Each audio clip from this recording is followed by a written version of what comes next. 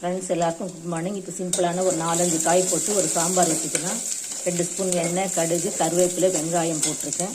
பருப்பு, தக்காளி, பூண்டு, ஒரு துண்டு பூசணிக்காய் போட்டு வேக வச்சுருக்கேன். மஞ்சத்தூள் போட்டு இந்த காயில் கேரட்டு, முருங்கைக்காய், பூசணிக்காய், அவரைக்காய்,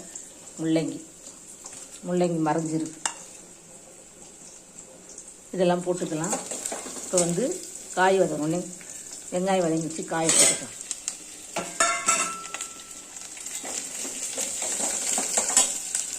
இப்போ காய் வதங்கிடுச்சு.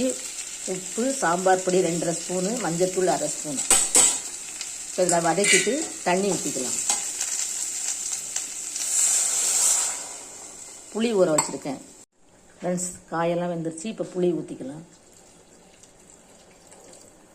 அடுத்தது பருப்பு ஊற்றிக்கலாம். சாதம் அடுப்பில் இருக்குது. வாழைக்காய் பொரியல். ஃப்ரெண்ட்ஸ், இப்போ காயெல்லாம் புளியெல்லாம் கொதிச்சிருச்சு.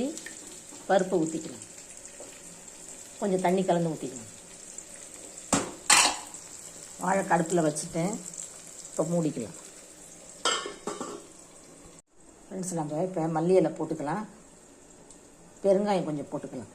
ஏற்கனவே பருப்பில் வேக வச்சுருக்கேன். பருப்பில் சீரகம், வெந்தயம்லாம் நான் கொஞ்சம் போடுவேன். வெந்தயம்லாம் ஒரு பிஞ்சு போடுவேன், அது டேஸ்ட்டாக இருக்கும்.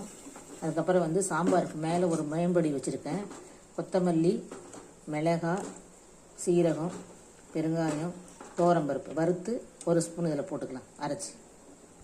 பாவக்காய் பொரியலும் ரெடி ஆகிடுச்சு ஃப்ரெண்ட்ஸ். இப்போ நம்ம எடுத்துக்கலாம். தோசையும் முட்டையும் தான் இன்றைக்கி காலை சாப்பாடு எனக்கு.